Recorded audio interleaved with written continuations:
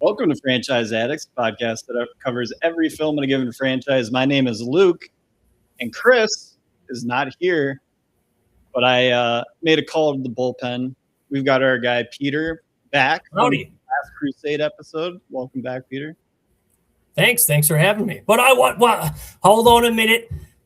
My name's Peter, but I wanted to tell you about my outlaw name.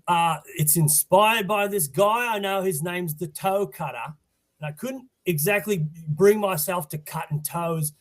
So my name is the Tree Cutter. I cut trees.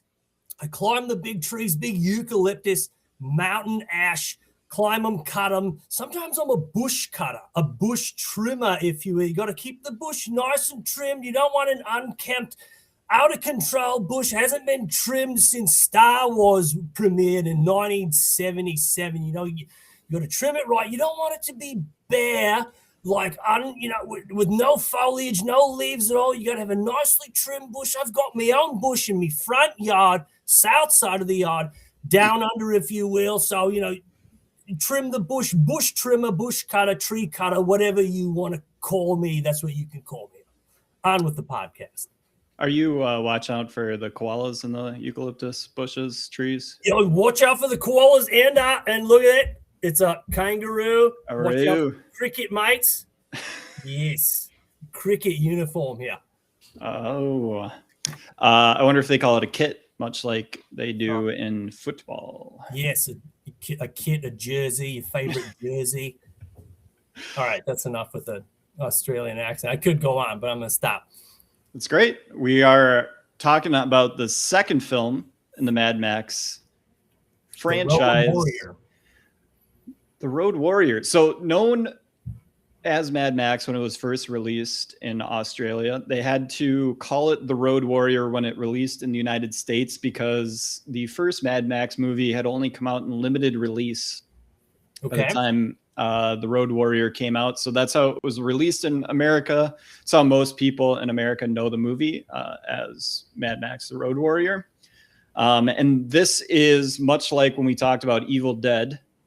This is the influx of cash into the franchise. So first movie done for scraps.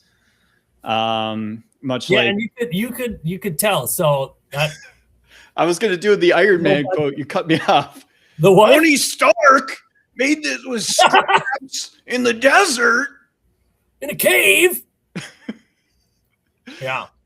And that's basically what George Miller does for the first movie. He scraps things together. He pays people in beer to do crazy stunts on motorcycles. And I only learned that stuff when I listened to your podcast. My experience with these movies is literally in the last 2 weeks is the first time I've seen Mad Max 1 and Mad Max 2. And Mad Max 1 was not what I was expecting. I was expecting something more like Mad Max 2 because that's what I had seen growing up, little clips of dudes in leather and motorcycles, like doing crazy stuff like the boomerang, cutting the guy's fingers off. That was about it. And also, have you seen Weird Science? No, I just heard it referenced. So John Hughes in Weird Science has a cameo of all the Mad Max guys at the end of the movie. And the guy, Wes, is in it, and he's making fun of the two teenagers. And he said, "You can't even take a shower with a beautiful woman without wearing your jeans." That was my experience. So I'm very fresh with Road Warrior, and I'll tell you what, I was not disappointed. Yeah, this film, the first time I saw it, which was before Fury Road came out. I think I mentioned this on the last show that when I saw the trailer for Fury Road the first time, I was like, what the hell is this? Mm-hmm. And found out it was a franchise. So I immediately watched the movies. The first one, it is what it is. Kind of a weird experience the first time watching it. That's exactly what I thought. I was like, this pace is different. It breathes for a long time in certain parts that different kind of a pace of a movie. I thought maybe Goose was the main character in the first hour of that movie. and Mel Gibson barely has anything to do, but I did like when it amped up at the end when he had to get revenge for his wife and kid being murdered. That was I was expecting that kind of stuff. Yeah, and then Road Warrior is more like if you are coming from Furiosa and Fury Road back to the original trilogy, you're going to feel more at home in the world of the Road Warrior. We're more in the apocalypse, basically society running down. It's not named basically what is actually happening. Yeah. But obviously society has essentially collapsed. This movie is about a, kind of oil refuge in the middle of a wasteland that is being marauded constantly by these like bandits that go around on motorcycles and stuff. Very much like Furiosa and the Fury Road.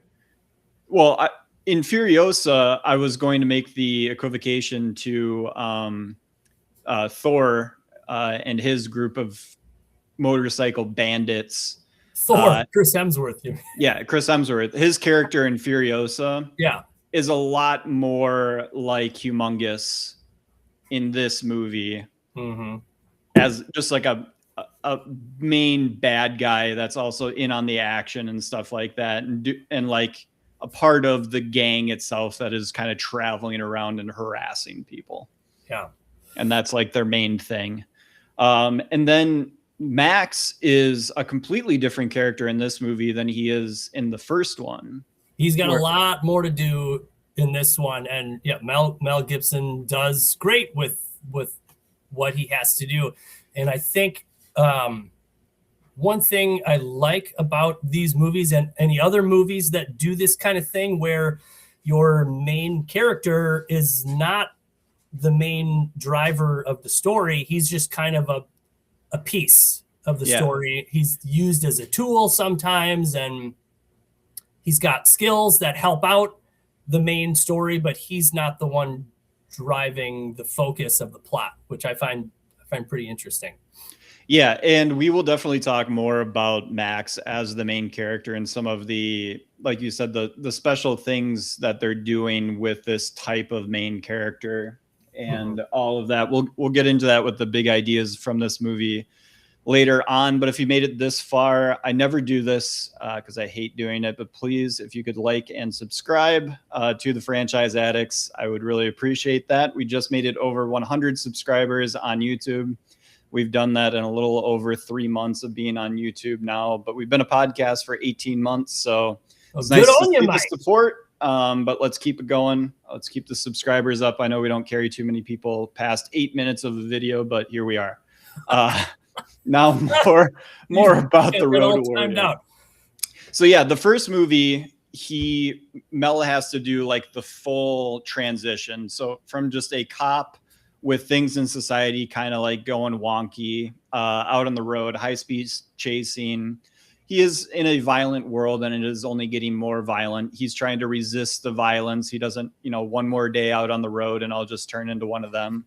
So I honed in on that listening to your podcast, and I let that inform me while watching this one, because there's some pivotal stuff with that when the movie does take a little bit of a breather from the action.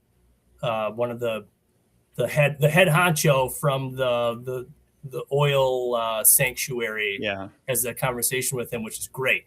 Very good stuff. So yeah, Mel has to, in the Road Warrior, this is, it's told from the perspective of one of the child character in the movie. The feral child. Yeah, he's the narrator. So this is like right away, it starts with a narration. It starts with kind of the still that is zooming in of Mel on the road in his, beat down attire. And so like it is building the idea of Max as this myth. And this is just one of the stories of a person that ran into this mythical guy, Mad Max.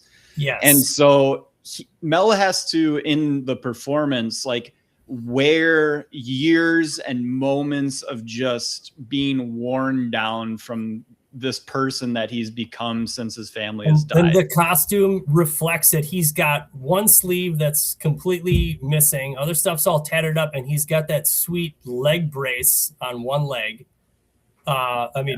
Mega props to the costume design of this entire movie. It's phenomenal. So, and what I'll say about this whole prologue, I kind of feel like, do you need the first movie at all? Maybe that's much like Evil Dead. Evil Dead 2 basically gives you a 5-minute recap of everything that happened in the first movie, so that you really don't have to watch it. Now, I think it adds a ton of depth to the performance that Mel is giving, since obviously he's in the first one. He is drawing from that character in the second movie. He finally becomes the Max that we know at the end of the first one. Yeah, exactly. Yes. And it does seem, just watching from the first to the second, it seems like that carryover is natural. Like he is in the spot where we expect him to be, which is kind of just scavenging around the wilderness, just trying to keep himself alive. He's got his faithful dog named Dog. Is that the dog's name? Dog? Dog's name is just Dog. That is his named character. The dog is cute. So the dog, a fun fact about that good boy, he was in a kill shelter nearby where they were filming. And so they rescued him, and he was adopted by one of the camera guys after the movie. So, and he's well behaved enough that they could use him in a movie. Yep, he was able to train. He didn't like loud noises, so the cars frightened him. So they made him customized earplugs, little dog earplugs, so that he could hang out the entire time. So he is a good boy. We like Dog the dog. He might be my performance of the movie, just hanging there. He gets it with that crossbow, though. Oh man, my cat Bo doesn't like all this dog talk. Horrible. I have two cats on either side of me. You can't see them right now. Most podcasts that I record, Bo is right here on my lap the entire time. Emotional support. Yes, yeah. In case the post-apocalyptic world gets too scary, I can just hold him and feel a little bit better. Good. So, can I give you my initial big hot take on this movie and all sequels in general? Yeah. It is of my opinion that this is the greatest jump in quality from the first movie to the second movie. All right. I didn't struggle through the first one. I was just like, it wasn't what I was expecting. And this one, I was like all in 100% of the time, like completely focused, loved all the stunts. There's tons of examples of sequels being better than. So have you seen the Evil Dead movies? Yeah. Do you think Evil Dead 2 is significantly better than the first? No, I'm with Chris. I disagree. I would also, this time around going through it, I would also disagree with that. Yeah, I think the first one is better because there's a little bit less of the like schlocky, cartoony stuff. Yeah. But I mean, that's okay. I still think 2 is better. But I do feel like it's closer than I originally thought. I feel like I was more frightened by the stuff in the first one. I don't know. There was weird, eerie stuff that they did in the first one with such a limited budget, which I took into account when I was watching it. Yeah, I didn't really buy into Toy Story until Toy Story 2. So what? Okay. I thought it was the most outrageous example. Do you think Toy Story 2 is better than Toy Story 1? I don't. No. I don't. Yeah. But I do think Toy Story 2 is better than people give it credit for. That's usually the lost one. Yeah, they're good. They're good. Good to great. Yeah, I was trying to come up with the most preposterous example. That was preposterous. The one that came. But so there's tons of examples of sequels being better than the original. Terminator to Empire Strikes Back But the first one is so good that it is a jump in quality to the second one, but I'm talking about jump in quality from this one, from Mad Max 1 to Mad Max 2 is gigantic. The cinematography is all better. The framing of big, wide helicopter shots to show what's going on, the scope of it, you know where you are in an action scene. They kind of like half use the Gyro Copter man as like a stand-in helicopter point of view. That is specifically why George Miller wrote that character into the plot. So that they have a POV kind of a shot, kind of a setup. That and it caused them to be able to argue for helicopter shots to be put into the budget. Oh, fantastic. They're like, we've got a character that's driving around in this cool helicopter. We're going to need shots from an actual helicopter for this. And they're like, okay, yeah, throw that in the budget. Yeah. And I noticed that right away. It really helped you get the scale of it. The costumes are phenomenal. The action in the first one, I loved all the crashes in the first one. The crashes in this one are amazing. I love seeing the cars actually bust up into 1,000 pieces when they collide. Yeah. Amazing. I think, they actually almost shot for shot remake some of the stuff from the first movie. Okay. There's the crash at the end that kills Humongous. That is very similar to what kills Toe Cutter. But it looks way better.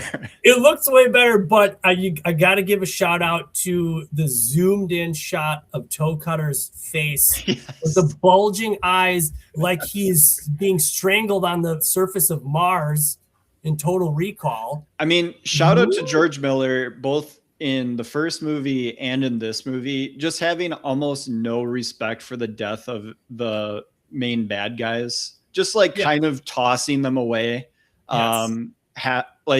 Unceremoniously. Yeah, whatever.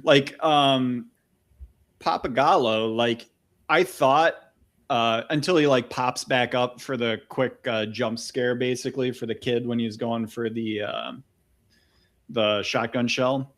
But I thought I'm like, man, did Miller really just run him over with the front of the trailer and basically not pay any attention to it at all? Because you just kind of see him he flips over the hood. Yeah, he flips over the hood and immediately goes under, and you're like, oh yeah, he's dead for sure, unceremoniously again, because basically Toe Cutter is a part of the chase in the first movie. Then a semi comes out of nowhere, just erases him, smashes him. There's 20 more minutes of the movie where he is chasing down the secondary bad guy. Was that Johnny Boy? Yeah. Oh yeah, that was ruthless. Did you call the guy in this movie with the red mohawk? Do you call him Papagallo? I thought his name was Wes. Papagallo is his character given name. What? I think Wes is the guy that's the proclaimer for Humongous that gets his fingers chopped off, right? Oh, really? I'm pretty sure. I can double check that. I'll double check that for you. Got our phones. So I was watching this movie, and then at the end of it gave me a suggestion for Inner Space, and I love the movie Inner Space, and I didn't know that one of the henchmen in Inner Space, who has the one hand with different detachable weapons, is the red mohawk guy from Road Warrior. Oh, you're right. It is. Wes is the mohawk guy. Vernon Wells. Wes. Vernon Wells. Yeah. Papagallo must. Hey, look who it is. Hey, the Time Lord himself. Joining us. Yes. Sorry about that. I was traveling in the Australian area. The Outback. The Outback. In the Outback, gonna murder a brown snake. You know what I mean? Yes, I was doing that. I actually ate it. I actually ate that brown snake. Unfortunately, I didn't have lunch, so I was that desperate. Gyrocopter dropped it on you from up above. Oh yeah, we're friends. My friend's literally that character in Road Warrior. I was like, hey dude, can you give me a brown snake? And he did, and I was like, yeah, I birded It was crispy. It's well done, folks. Nice. Andres, how did you come to The Road Warrior? Oh man, I think the so in contents, I think the World Warrior was my first Mad Max film. I'd never seen the first one. It's this movie is the rare exception for me as a movie fan, where I see the sequel before the first movie, and yeah, I've been I'm universally agree with everyone. The World Warrior is the greatest sequel of all time. It's is the definition of like this is what the series is. So Moving forward. Peter, not 5 minutes ago, said that is the largest improvement from a first movie to a second movie in film history. I have to agree. There you go. Just a little context. When I had the first time seeing the first one, I was so surprised how different it was from like the sequels that I saw. Because at that point, I saw I think it was before Fury Road came out in 2015, and I was like, oh wow, it's very different. Yeah. But I like the first one, because how different it is. But I prefer what we got from World Warrior. Yeah, it seems onwards. like Road Warrior is so definitive that it like spawned its own genre of this kind of thing, like hot leather dudes. Like let's take all the hot leather outfits that you want to see a woman in, but we're going to put only dudes in this type of outfit, and we're going to flip the script. And just the whole post-apocalyptic, like crazy outfits kind of genre, this movie seems like it spawned it. Am I wrong on that? I don't know. So I'm going to use that to jump into my first big idea for Mad Max: The Road Warrior, and it has to do with the genre of this movie. Is Mad Max: The Road Warrior a Western, or is it a post-apocalyptic movie? Because this movie has a lot of Western story structure, a lot of just vibes of, a Western, and but yet it is told in a post-apocalyptic world, and that is kind of the main thematic driver. Sure. So like a formula like Seven Samurai or Magnificent Seven, where you have like these outsiders that come to a town who need help, and the outsider reluctantly agrees to help, but is the key piece in helping them.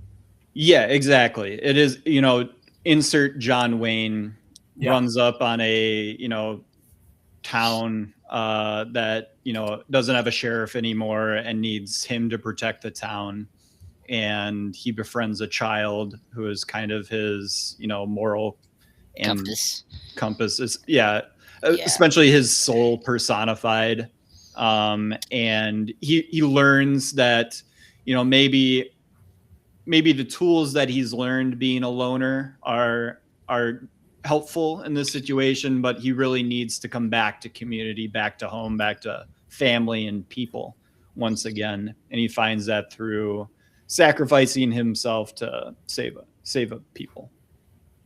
Right. And he has that whole sequence of trying to go out on his own and fails. And it never works. When that main protagonist, that Western character, does just fulfill his contract, take his reward money or whatever, and turn away from the town, there's always something worse that happens to then bring him back.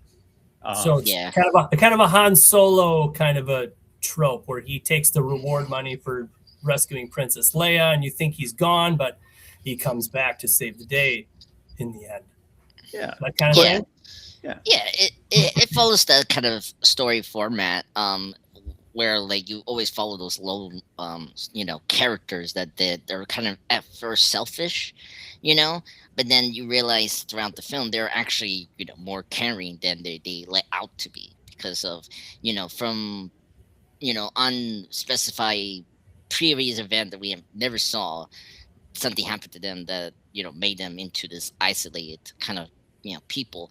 And especially with Mad Max, you understand why he got to that, from if you haven't seen the first movie, you know that his family got killed by those bikers in the 1979 classic film. So you understand from going to this movie is like, yeah, I get why you don't want to get yourself involved with community. And it's the old testament of storytelling, the hero's journey.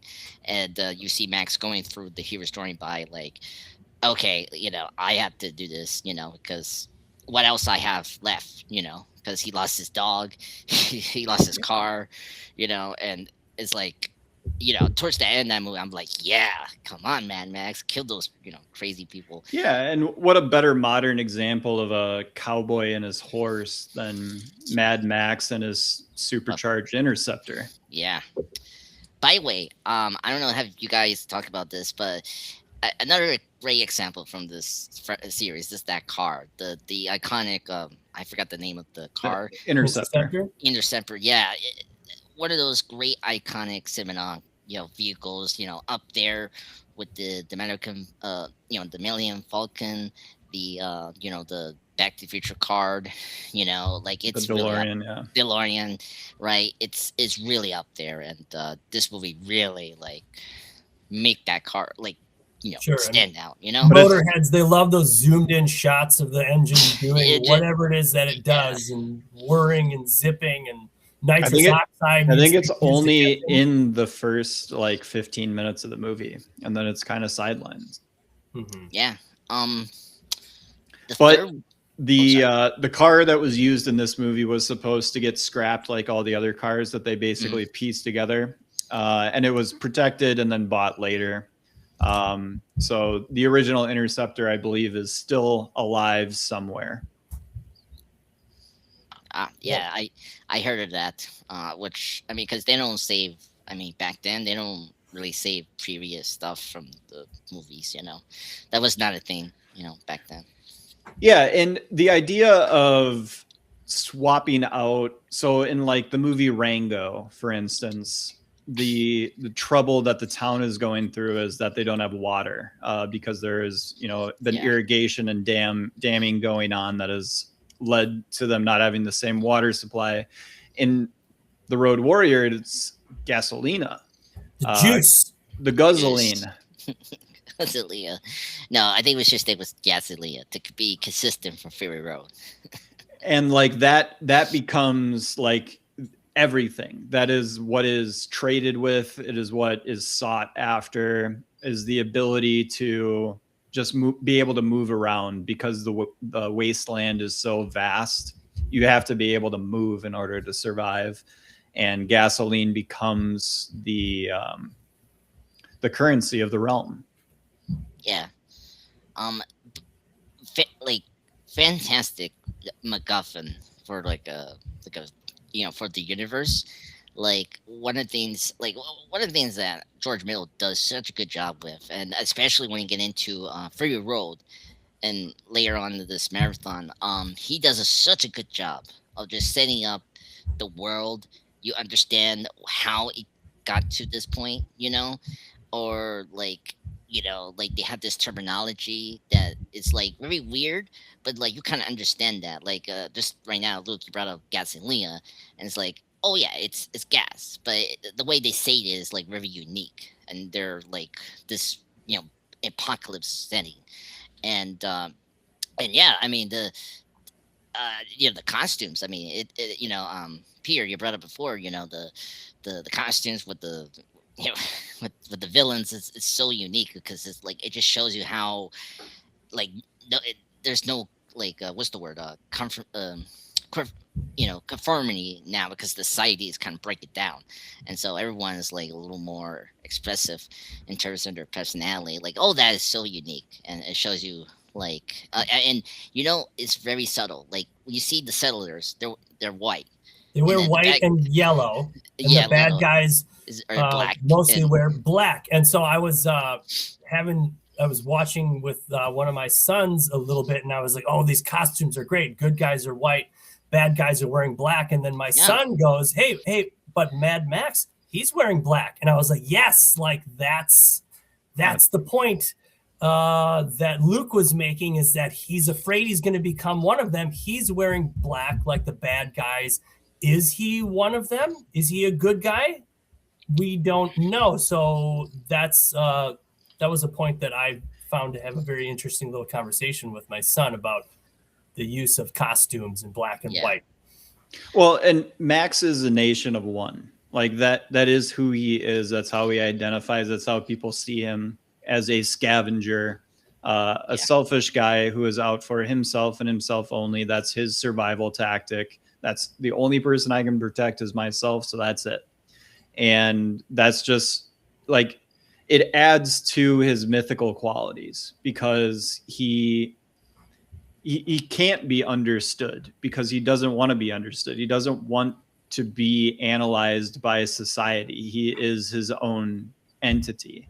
And to survive on your own for so long, I feel like he's got to toe the line of good and bad just to survive. Yeah. Like, it's basically what the situation calls for. It just happened in this situation that it called for him being a hero. It could have turned differently if his incentives were different. Mm-hmm. Well, with the black costume where with Max, I want to bring up two things. First off, it just brings that kind of gray area with Max. As Peter said before, you don't know if you could trust Max either. If he's either a villain or a bad guy. But a funny thing about the costumes is that initially the bad guy for this movie and was supposed to be the friend from the last movie from Mad Max, and Goose's buddy. Yeah, and the reason I'm bringing that up now is because it made more sense now because a lot of them, not the ones that have the weird fetish designs, but the ones with the police that inform you that was actually his friend, and that these are several maybe cops that he recruited over the years of the apocalypse. So you're saying Goose was supposed to be the main bad guy? Yeah. It's burnt up, mangled Goose? No, it's Goose's friend who burns up in the car crash in the first one. Yeah, the first one. It's basically he never died. Okay, sure. And this is just basically what he's turned into. Miller decided to not make it a direct reference, but there are subtle references. Like he uses a police issued handgun with the scope on top of it and has like police paraphernalia on the car that he drives that suggest that like this person at least was a part of the police force. So has that connection to Max. Yeah. And Humongous was an ex-cop. Yeah. Initially you can theorize that he could be. Sure. I like that little stuff. You don't have to outright say it, but you guys and all the internet and history has put it together that this could be part of the backstory, that's great. I love that kind of stuff. Yeah.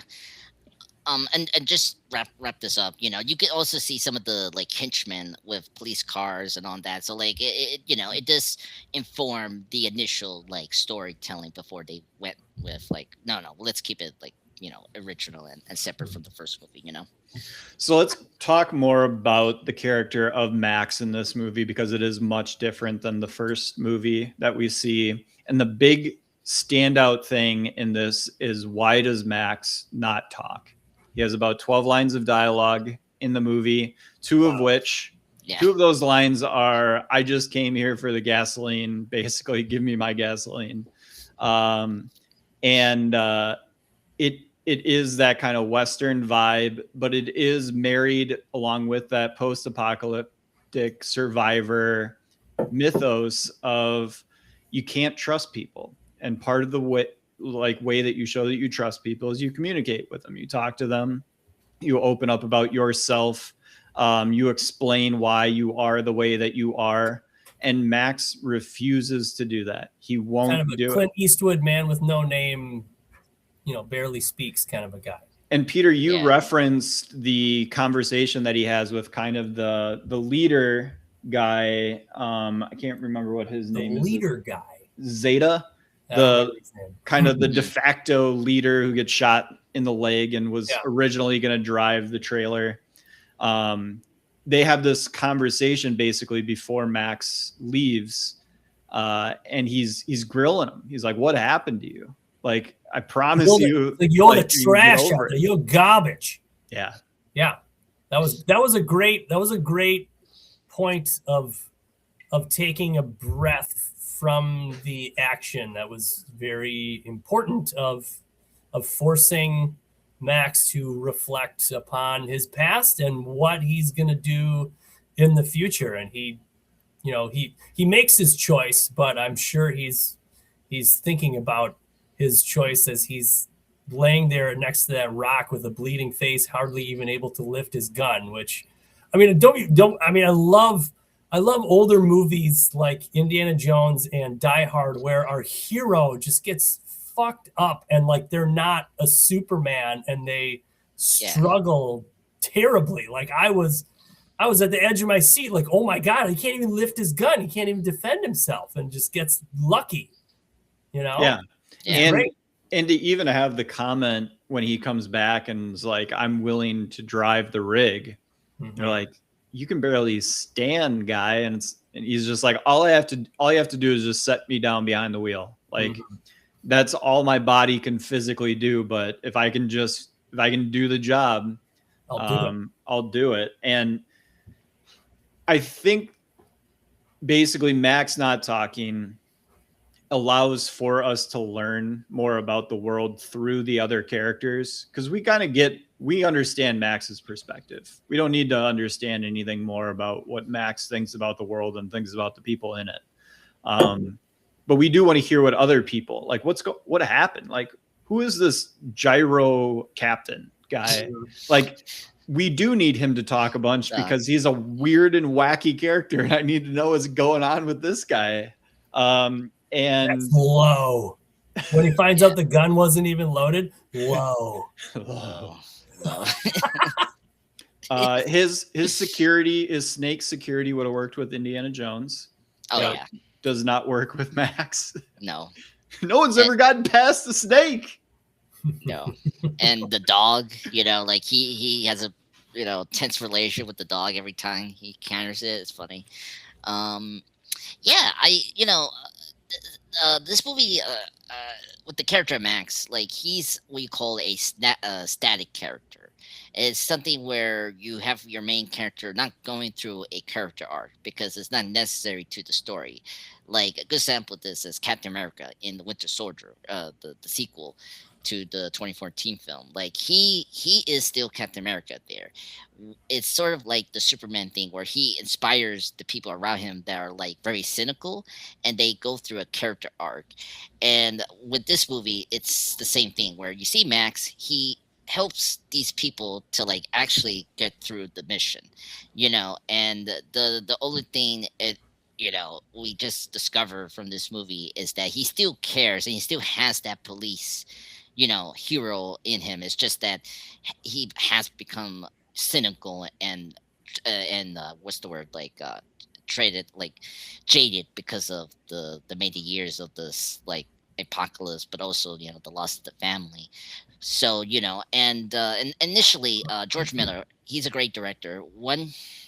Something I appreciate, unlike today's movies, is visual language.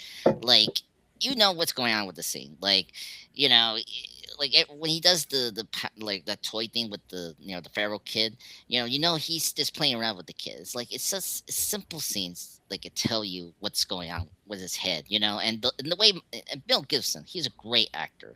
The only reason this character works is because Mel did such a good job of like molting his face. Like, you can tell what's going on. That's a hard thing to do. Like a role, you don't speak a lot, and he does a really good job in terms of his character. Mel really took ownership of this character. He came onto set with the idea to rip the costume up to give Max a more weathered visual appearance. Mel had gotten his knee hurt, so the limping was all him limping around. Basically, he was on crutches between shots. So really? So the knee brace was warranted. Yeah, exactly. Yeah. Well, did the character get shot in the leg in the end of this first one? Yeah. Yes. I thought so. That's why the brace is there, is to carry over from that. But yes, he was actually hurt himself, so he was just adding to it. But I like you were saying, Andres, I think he's incredible. Any of the clips that I put out where we talked about Mel Gibson from the first movie did not get watched by anyone. So people are still furious at Mel Gibson. Understandable. Completely understandable. Yeah. But he is undeniably an incredible performer. And the fact that, like you were saying with Clint Eastwood, with the man from No Name character, the fact that you can just hold the camera with basically your looks and be really compelling. Like the Max character shouldn't be as compelling as he is, but they've created the mythos, and Gibson just embodies the mythos so well. Yeah, he amps up his performance from the first one, which I said, like, he's not even the main character for nearly half of the movie and doesn't have too much to do until the very end, and he carries over that performance from the end of the first one into the second one and delivers just wonderfully. I mean, all Mel Gibson stuff aside, like Braveheart for the longest time was my favorite movie until Fellowship of the Ring came along. So like, yeah, I guess I'm able to separate the man from the movie maker, but yeah, he's good. Well, he's also the lead in an incredible performance in mine and Andres' favorite action movies, buddy cop movies, Lethal Weapon. Yeah, I was going to say that he's still for me, what's his last? Oh God, Martin Riggs. Martin Riggs. Thank you. Oh my God, so many years. Riggs. Over the shit. I'm getting too over shit. Oh my God. Yeah, Mel Gibson in Lethal Weapon is on a whole other level. He gets to be like Mad Max if Mad Max was like kooky in Lethal Weapon, true. right? Yeah. I mean, he had a dog. He gets 2 new dogs in later the sequels, which is funny. He lives in the trailer that Brad Pitt's character in Once Upon a Time in Hollywood. Oh my God, that's hilarious. That's funny. I kind of agree with Pierre. I always separate the artists from what's going on in their personal life, and Mel, he's still a fantastic director and actor. I think I don't know with the clips. I think people just know his performance with Mad Max with these movies, right? Because it's like you're not like I don't know this duration doesn't know too much about the 79 film where the Road Warrior is like constantly referenced and like constantly been like I think when you do these clips with the Road Warrior, it's like people I don't know. I feel like, and we can talk more about it on the next episode, which will be on Beyond Thunderdome, but I feel like Thunderdome is the hot Mad Max movie from this trilogy nowadays. Like within the last 5 years, it seems like Thunderdome gets talked about more. And it just is a completely different movie. First off, it wasn't even written initially to have Max in it. I mean, we'll talk more about this later, but it wasn't even written to have Max in it. They're just like, well, what if we make Max the guy that runs into this town? We can just do that now since we've turned him into a mythological character that just shows up into people's lives. So they made it a Mad Max movie, but Road Warrior, I think I want to say his performance in the first movie to me is better. Really? Okay. I am just really taken with that movie. Okay. I think a lot like when I revisited the first Terminator movie, and it was just like I didn't appreciate how good this movie is. I didn't appreciate how good the first Mad Max movie is and how good Mel is in it for being his first movie performance. I was blown away. But Road Warrior is a whole different beast and sets up the character for all the remaining movies, and then even into the Tom Hardy performance where Hardy can just slide in and just try to embody the same thing that Mel is doing in the first 2 movies, Road Warrior specifically. Yeah, I can see where you're coming from. I guess for me, it's just because here he's like a little older now, and like you see him having more experience. That's the thing about the sequel is because everyone learned so much from the first movie, and like this took it to 11. just for this, like everything is so polished and like so extreme is like hell yeah, in the first movie it's just them, learning how to like create the film, and Well, that. so I just thought about this, so humor me for a second. But a lot of times what happens in these types of movies is we have, especially if it's setting itself up to be a franchise, we have the guy in the first movie and we kind of get we get inserted into his life, and then a crazy thing happens to him and he changes and he comes out in the end. And so the second movie, the changes already occurred. He's already a hero or whatever. And usually what the second movie will do, or they'll wait to the third, is like kind of cast that guy out into the wilderness and then bring him back into society to like reclaim his former heroics or whatever. But Mad Max is different. The movie I always think about that is Shooter, just because of how ridiculous they made Mark Wahlberg look when he went out into the wilderness and like grew his hair super long and then shot a can of beans from a mile. Just to see if it could be done. That movie is incredible. Shooter is an incredible that movie movie. since I first saw it, whenever it came out years ago. So I no idea. If we get to 200 subscriptions by the end of the week, I will do a podcast by myself where from memory I do a minute by minute recap of the movie Shooter. What? Look, what are you talking about? Minute by minute? It's like if you're on a plane and you need to just kill 2 hours, you close your eyes and you can watch Shooter on your eyelids from memory. Yeah. I'll do that. If we get to 500 subs by the summer, I'll do the same thing for the movie Battleship. Oh my God. Battleship. Which is an incredible movie. The bombs they shoot at the ships are shaped like the battle-shaped pegs. It's unbelievable. Yeah, I did see a little bit of that movie. That's pretty good. Taylor Kish steals a microwavable burrito from a gas station when it is closed for Brooklyn Decker, because funny. he is hitting on her at a bar, and that's what she asked him to do to get her number. Do you think John Carter from that moment on, I was good. Do you think John Carter failed because Taylor Kitsch can't really carry the movie? No, I don't think he could carry the weight of being a star of a movie. I think if John Carter came out after Dune, it is way more successful. People weren't ready for that. No, because that is out there from a fantasy novel standpoint.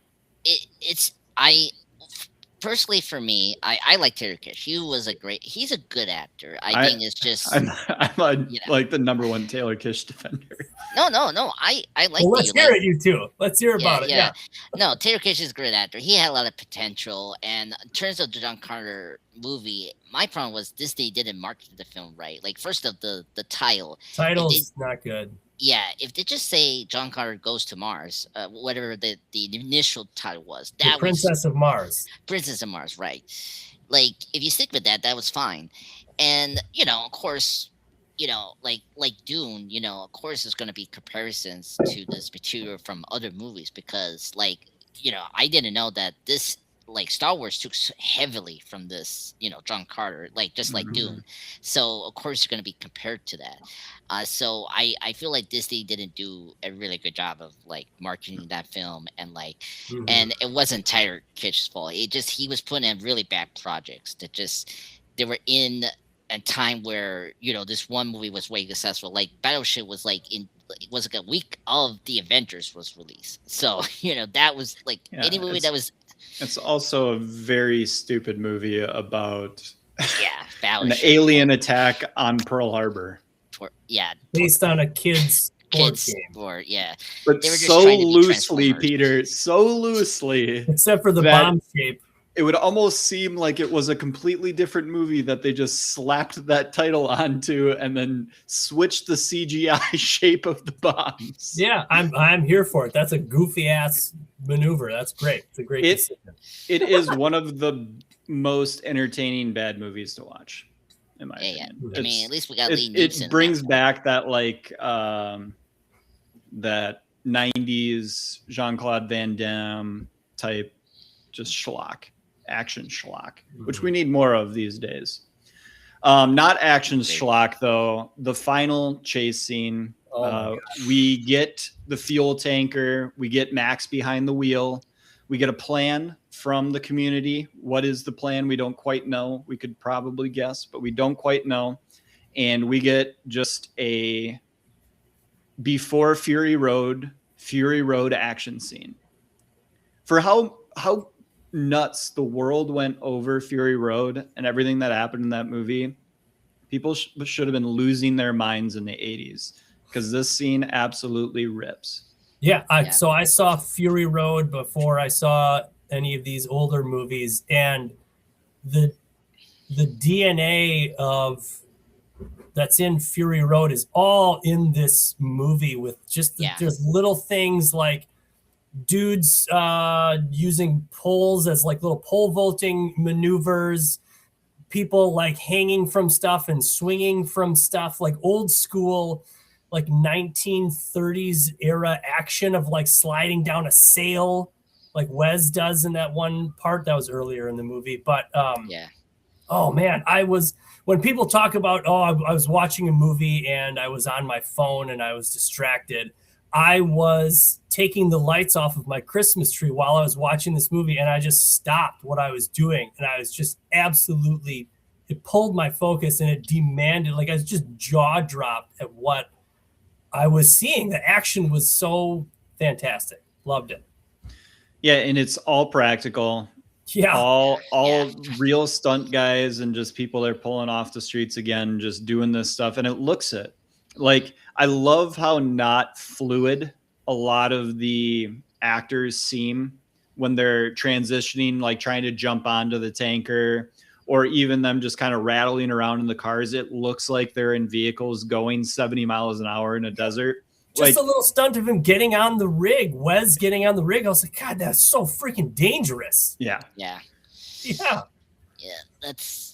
This is the peak of action films. Like the chase, it's literally what, like when I saw this movie before Fury Road came out. So when I saw that movie, I was like, oh my God, it's totally Road Warrior. Because I mean, it's like what. How I can explain Mad Max is like, it's this one road action, like just continuous shot of just mad action, and then this is what this movie is like. Just the chase scenes really spectacular. The stunts is crazy. It's improvement from the last film because we didn't get that. Like it was just like cars, typical car chases. So for this, it's so cinematic. And yeah, I never thought about this like recently, but like the tank here that Max drives is like kind of similar to what the the character Furiosa is going to use in Ferry Road, and of course the prequel. But there's a couple things that Thunderdome does that is more carry over in the Ferry Road when you guys get to that. But yeah, I always love this scene because it's first off, it's action, but it's also like, oh my God, it's like the heroes are going down like one step and another. It's like they're losing the entire time. And if you don't know kind of the twist at the end that they are the diversion, you don't understand why that, the Zeta guy is like, we did it. We won. It's like, you guys are surrounded by the bad guys still. And like he dies and you're like, oh no, like he didn't get to, be okay when they get away. And then like the truck flips and you're like, oh, they're just the diversion. So yeah, when he's like, we did it. We did the job. We've held them off for long enough. We've kept him away from the people. Like, did Max know that he was the diversion, or was he tricked? I think Max did not know. No. Yeah. No. I agree. I think he when he is feeling the sand at the end, he's like, well played. Because he's kind of happy. He's surprised and like in respect or maneuver. I think it is respect, because he has to drive like he is carrying their entire like life sustaining thing. Like that is how he is driving for their lives. And so I think that adds to like, that is why he is doing everything he possibly can. He has been molded into a good guy. He's not going to go on a revenge rampage after this and chase them down. Like, what? Look what you did to me. I was just a diversion. I sacrificed my life for you, bastard. Oh my god. No, he's okay. He's a good guy. No, he's gonna do. Wow. That's He doesn't have a vehicle. He's No. kind of stranded in the wilderness. Gyro Captain crashed, so he can't ride with him, right? No, Gyro Captain comes back. Yeah, well, he goes with the other people when we see towards the end. Because Gyro Captain joins their community. Join. Max Becomes goes their off. leader, right? Yeah, Max goes Yeah. off by himself. But yeah, Gyro Captain comes and picks up Max at the end. So Max is has gotten back, understands what's happening. So Andres, you said stuff about Mad Max inspiring others. Did Mad Max inspire Gyro Captain to abandon his cowardice? Because he was trying to get headband 80s chick to run away with him, and then he decides not to. He's a funny character. I love him because he's not a coward. He's not a coward. He's this very eccentric captain that he thinks he's tough, but in reality he's just this very timid guy. Skinny, awkward guy. Yeah. He's the arbiter between the two worlds for Max. Yes. Exactly. Max needs Gyro Captain, Sushi dreams of Euro Captain to bring him to society again, to basically let him know it's okay in the only way that Max can, by taking him prisoner and essentially controlling his every movement. Well, when they're doing the chase and stuff, and he takes the blow darts to the engine and goes down, I thought he was done. The fact that he pulled out on that, I have no idea how that worked. I don't know how he's alive, but I'm happy. Yes. I think he was supposed to die, but then I don't think they could have. He's too lovable. Yeah, too lovable. What I like about him, because he is a good example of he learned to respect Max, and because he saved him after he gets he gets ambushed by Wes. That after he leaves, because he already done the deal, and so without him, the Gyro Captain, he could easily be dead. After that. What a filmography for a guy up at the top here. He's the Gyro Captain, Bruce Spencer or something. Bruce Spence. He's also Tion Medon in Revenge of the Sith. Yeah, that's what that one is. He's also a Black Lieutenant in the Lord of the Rings. Yeah, he's that weird, creepy. Is he the mouth of Sauron? No, he's the guy who comes out from the gate. He's the mouth of Sauron. That's called the mouth of Sauron. Yeah. Okay. I thought you didn't watch the extended versions, Peter. No, I don't watch. I for some reason only have Return of the King on extended. I don't know why they didn't include that. It's because Aragorn commits a war crime and kills a messenger, which is what the mouth of Sauron is. Aragorn doesn't do that in the book, but I'm like, that's pretty badass. That guy looks pretty bad to me, so I think it's fine that Aragorn kills him. Yeah, I think any one of Sauron's minions is okay to kill at any moment. Right, and Tolkien wrote it that way, that these are almost faceless, Nazis. Nameless minions that he purposefully didn't want to have any kind of compassion or thought behind them. It's just they're fodder to be killed. They're just bad. Yeah, they're evil to be driven back underground, essentially. Yeah, I knew Bruce from I don't know if you guys remember this. He was one of the the vultures from Ace Ventura 2, When Nature Calls, and yes, that's right. That's where I just remember that scene towards the end when he say, "Hey, vultures, say hello to my little friend," and then he has to stunk his brains. Yeah, I remember him there, and obviously I remember him from episode 3 where he tells Obi-Wan they're up in level 2 or whatever, the that's that guy, the weird looking alien who looks like evil, but he's just a good Yeah. guy, I guess. Yeah, well, he's been held hostage by the separatists that's under the control of General Grievous. Yeah, I didn't know he was in the Lord of the Rings until recently because I had to do like a review for the extended cut of the Return of the King, and I was like, oh wow, because he's like that character actor that like gets into those makeups and is like he's he has that built as one of those people. It's like Doug Jones. Yeah, I was just gonna say Doug Jones kind of a guy. Yeah, exactly. Doug Jones, the quarterback for the Washington Commanders in the 80s? No, Luke. How dare you? Doug Jones, the man. Guillermo del Toro's main monster man. Yeah, main monster man. Come on. Respect. Yeah. And also the zombie from Hocus Pocus. Yes. Ooh. Yeah, good trivia because I didn't know that until recently. I was like, oh yeah, the zombie guy. Love him. This is the weird stuff that we have in our brains, like mostly useless stuff. So that's why we're doing this kind of a podcast. You know what I mean? Yeah. Hey. How Love else, it every minute of it. Yep. How else would this knowledge get out of my brain if not for this? It's all pent up in there. Let's move to our awards so we can talk about a couple more scenes here. So awesome. I'll kick it over to you, Andres. What was your favorite scene or a scene that stood out to you from Mad Max to The Road Warrior? Oh my God, this is tough. I rewatched it recently, and every shot is amazing. But I guess the one I have to say MVP is when after he sees all the like defenders of the settlers pretty much gone, right? He's like the only person left, and the kid, because the kid just tore away bizarrely, which is annoying.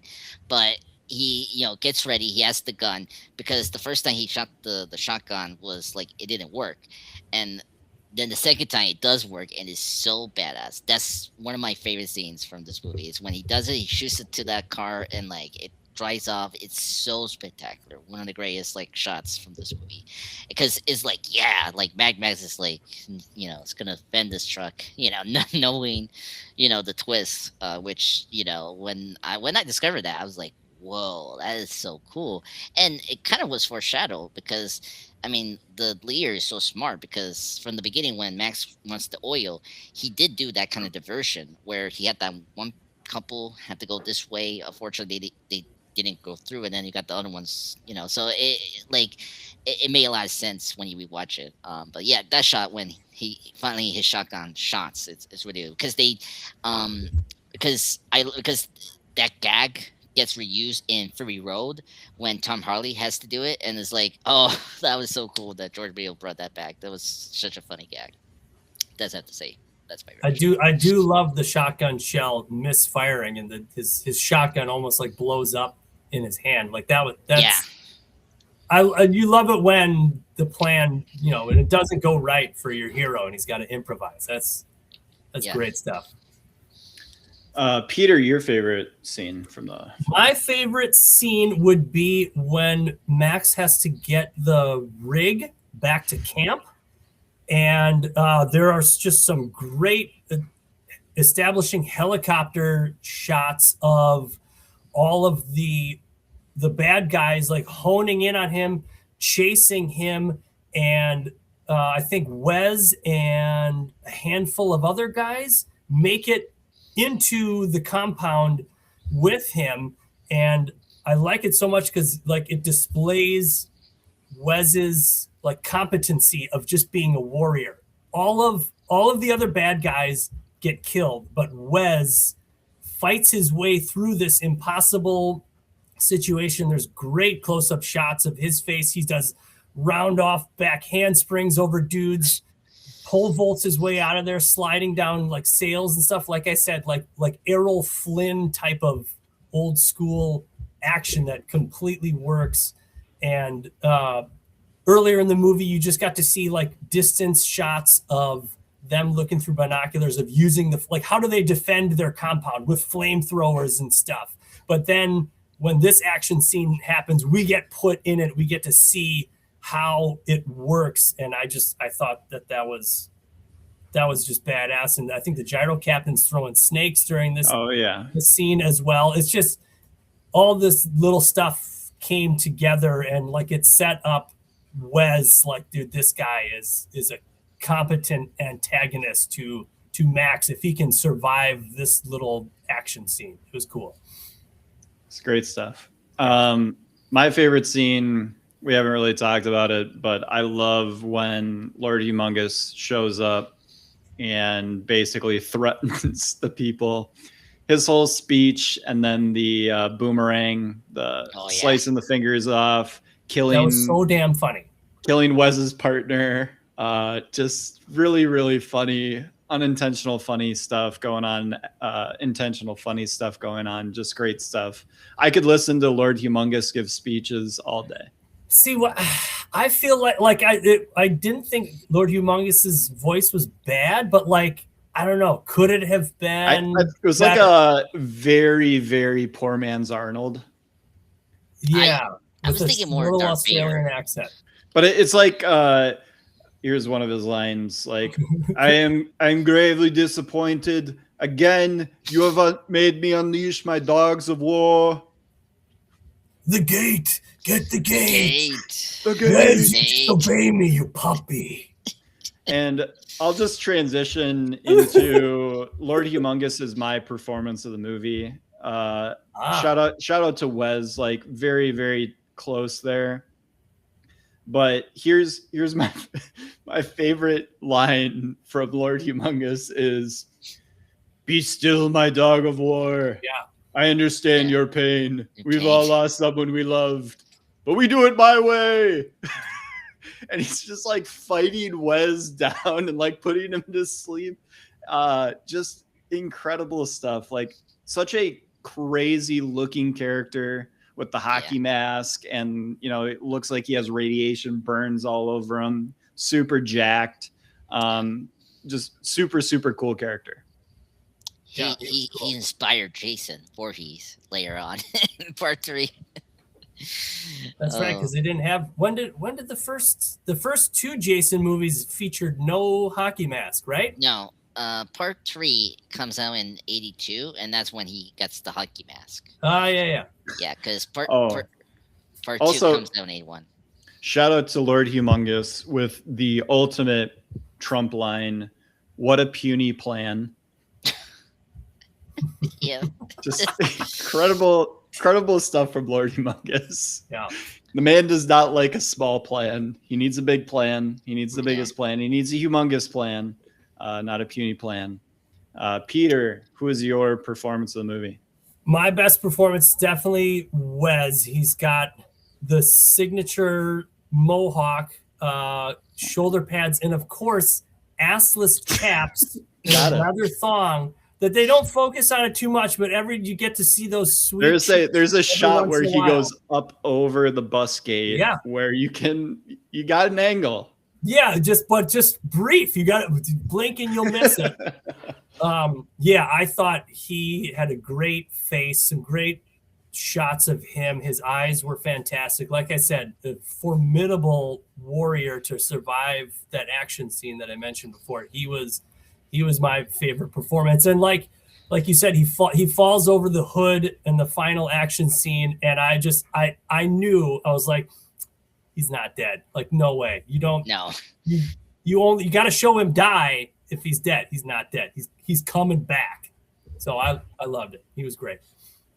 Yeah, this movie has the best jump scares. Like the truck, the first time with Max sees the truck and that dead body comes out, I was like, what the heck?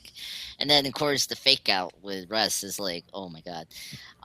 Great choice. I love the actor Vern Wells because he plays my favorite Power Ranger villain, what is it, from Time Force. He's great in that show, and of course he's great as Bennett in Commando. Let some steam, Bennett. And I totally forgot that's the same actor, and he's amazing in this movie. One of the greatest. Have you seen Inner Space? No, I didn't know he's in that movie. That's funny. Inner Space is a great sci-fi comedy, and he plays like a lead henchman who has one hand, and so on the other hand that has no hand, he attaches all these different like either weapons or like elements of torture and stuff, you need Oh to my see God. Inner Space because he's in that too. I love Joe Tante. I need to see that movie. I know a lot of people loves that movie. Mhm. Arnold's introduction in the movie Commando, he is carrying A a log. log Like, big that log. is the size of a redwood tree. Never seen Commando. Gotta see it. What? Never Get seen outta here. Commando. I feel like I've heard people say like, "Oh, if you've seen Predator, then like you get the No. beginning of No, Predator is no. like no. Okay, Commando all is right. Commando's a whole a new blind beast. spot. I gotta see Luke, it. need to do There's a a marathon. scene where Arnold throws someone through the wall of a motel into someone having, or a couple having sex. Oh God, that It's sounds like it's straight out of the '80s right there for sure. Yeah. great. There's that movie also has the best one-liners, Pete. Like you will like it. Is it my turn? Yeah. My favorite character. I would give this to the leader of the Cylinders. I forgot his name. What was his name? I've been calling him Zeta. Say yeah. Let's go with that because he has a weird one. He's a great character. I think he's one of the best like idealistic leader who is trying his best to kind of like, help his community. Despite how harsh the condition is. And like I mean, after that. First time we meet them and like they got their people and it's like like everyone felt like I don't want to listen to you because like we're losing people, man, and it's like they're giving us like a chance to get out of here alive, right? And the fact that Max got there on time, it gave them a lot more opportunities. And man, his crazy plan to be the diversion is like the perfect plan. Like as Luke said before with the main villain's like tiny plan. This is literally what you want, sir, and that was your fault for asking. This was a big plan. No one knew about it, and it's like, oh my god, he was a genius. He was. He was heroic. He offered to drive the rig, even though he knows he's not as good as Max, but he offered to do it, and he went with Max while Max drove the rig to be part of the diversion. He is quite the hero. Exactly, and give a shout out with that. I think we should honor him because I thought he did such an amazing job, and I always felt bad when he died because I was like, oh come on, Trident in the back. Yeah, I know. It's like, where'd they get the trident? The miniature trident. Yeah, it almost looked like the tip to a like what you'd have fashioned onto an arrow. You wanted to hook something in and not be able to get it back out again. Humongous just trident tossing that thing. Unbelievable stuff. MVP performance. Andres, who's the MVP of Road Warrior? Oh man, tough one. I'll give it to the dog. That dog did everything. Dog. Yeah, no name. He was so cute. Like he actually did his job. Like the part where, like when that rabbit was coming out from that like roll, he didn't flinch. Like he did his job. It was like wow. Like he almost scared that Gyro Captain, and I always hate this in these movies and TV when they had to hurt Amino. It's like why? I didn't like that. One of the bad guys had to shoot it, and I was like, this is where like Max needs his revenge. At least they did it off camera, and Max got to blow him up for it. Yeah, exactly. So give the MVP for the dog because he did everything right. He was the best dog ever. Good boy. Yeah, good boy. Peter, MVP. MVP. Can I give it to the costume designer? Costume department? Yeah. Norma Morisot, I looked it up. Visual storytelling, very easy to figure out who is good, who is bad. Just weird compilation of different kinds of bits of armor and clothing that they're all wearing. Like I said, just the sexy leather that the dudes are wearing. It's just the choices are big. And they set the stage and they work really well. And that's what I loved about this. Just defined everything going forward was a big part was the costume. So that's my MVP, costume designer. Well, Peter, if you like sexy leather, boy, do I have a film for you to check out, and that is the movie Cruising with Al Pacino. Not seen it. Not seen it. Cruising. Watch that one alone. I'll just put it that way. If my wife comes in, don't come in here. Nope, you definitely not. She will have a lot of questions. You will not have a lot of ways to defend yourself. But it is still it's a Brian De Palma film. So okay, all right. Like this is some B movie. This is Pacino in the 80s. This is De Palma. Yeah.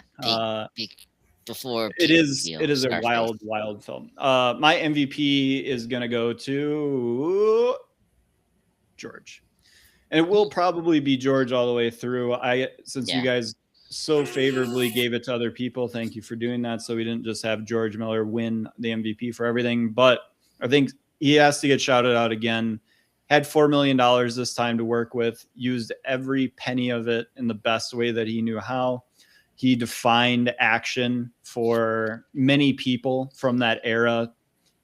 People reference it decades later. They're like, I saw The Road Warrior and was like, oh, that guy's doing something completely new that had never been done before. He revolutionized everything. It's why it took him so long to put together Fury Road, because he wanted as much control as he had to do that. And I think Fury Road really just turns into, like, if you watch The Road Warrior and you're like, that last chase scene is nuts. It's epic. It's the best thing possible. Yeah. Your mind must have been so blown by Fury Road. Like, I can't even imagine waiting for 20 years and being like, man, I hope they don't screw this up. And then you're just like, whoa, holy shit. Like, it can get bigger. It can get faster. It can look even better. The editing in Fury Road is second to none. Amazing. I knew it was great. Incredible technical achievements. In that film. Yeah. I knew it was great when we saw the one Mario Joe gang with the guitar that throws the flame for it. I was like, oh my god, I never saw that before in any movie. I was like, I might be getting this wrong, so forgive me, and I will correct it on the Fury Road episode. But I believe they either ended up shooting, or George Miller's like ideal location that he wanted to shoot Fury Road at was the Namibian desert in Africa. Namibian desert in Africa. There's an episode of Top Gear when the host moved to Amazon. So the Grand Tour, I believe is what it's called. Mm-hmm. And they shoot an episode in the Namibian desert. Absolutely incredible place to shoot. So when I saw that episode, I'm like, I understand why George was basically like, it needs to get shot here. Because it's the only thing better than kind of the Australian outback that he so perfected in The Road Warrior. Yeah.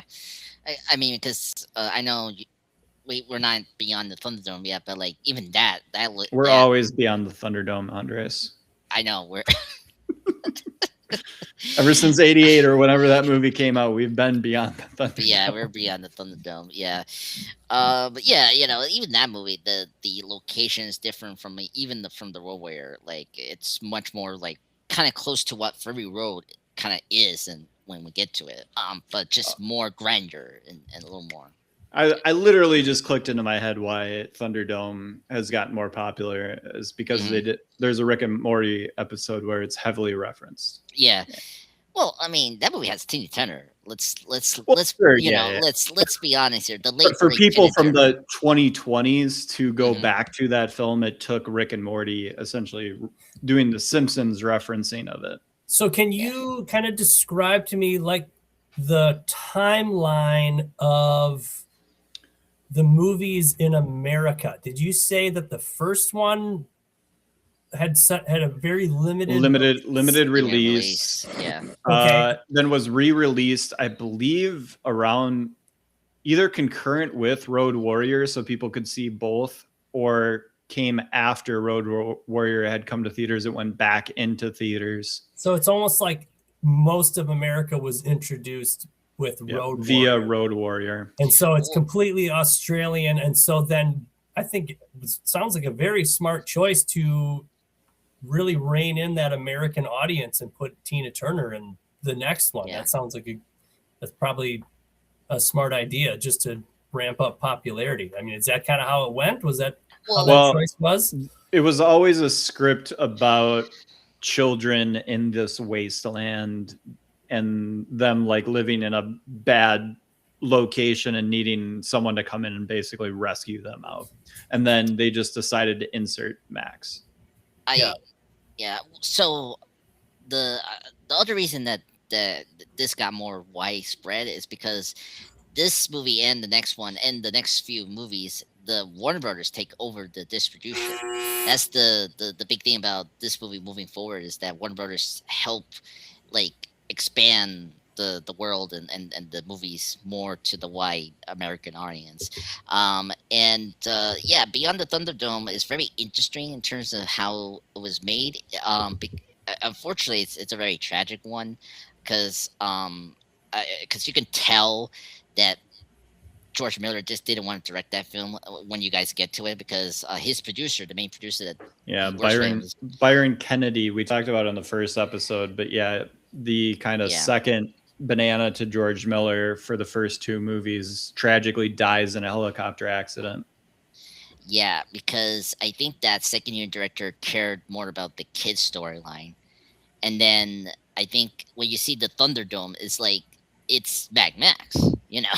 And then when you get to the kids, it's like, what the heck am I watching here? Like, I'm watching like a... It's a very interesting movie, but it has its charms. Yeah. You know? It's the Army of Darkness of Mad Max. I can't wait to. I watched the first 20 minutes of it a couple days ago, so I still haven't watched all of Beyond Thunderdome. So I'm excited to watch that. It was looking good so far. Yeah, it's really good. It's not a bad movie. It's like, it's not like, if it's not going to be rated R, so you have to keep in mind, it's like it's the most, like, how do you say, mainstream of any of these Mad Max films. Mm-hmm. So, and that's fine, and at least it doesn't lose like its identity. Like the Thunderdome is really good, and like it doesn't disappoint. And Tina Turner is a great antagonist. Like that's the big thing that I have to say, that to honor that great, late senior, is like she was just like, she had great chemistry with Mel Gibson in that movie. It's time to Tina Turner your clocks back. Yeah. I just the opening song is by Tina Turner, and I was like, all right, we're getting into Tina Turner right away. Yeah, exactly. But yeah, we will be back with the show next week with Beyond Thunderdome, the Mad Max version of it. We'll be right back with you. I believe we got Peter back on the show. Andres, we will see, and hopefully we've got Chris back for Beyond Thunderdome. But we will see you guys next week for that. Thank you, Peter. Thank you. Got it. Hey, what about ratings? Overall ratings? Oh, we didn't even give a rating. I almost closed the show without giving a rating. Andres, out of 10. I'll give this 10. Yeah, 10. This is a 10 out of 10. 10 out of 10. It's the greatest action film of all time. If you guys put this low, I'm like, you're crazy. Because you're just out of your mind. It's one of the greatest action films. I love it.